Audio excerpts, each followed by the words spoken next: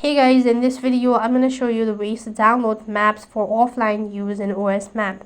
In order to download maps for offline use, you have to make sure to log into your OS Map account. When you're logged in, it's going to take you to the home page, and here you can go and select download a map and click get started.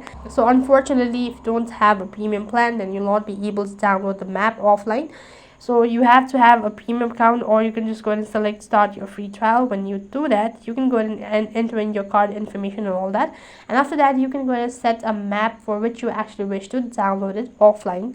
So once done setting up the map that you wish to locate it offline, or that you wish to use it for offline purpose, then you can just access the downloaded map for offline use whenever needed after you're completely paid for it. So that's how you can download map for offline use in OS Map. That's it for this video. I hope the video was helpful. Make sure like, share and subscribe to our channel. Thank you for watching. See you in the next video.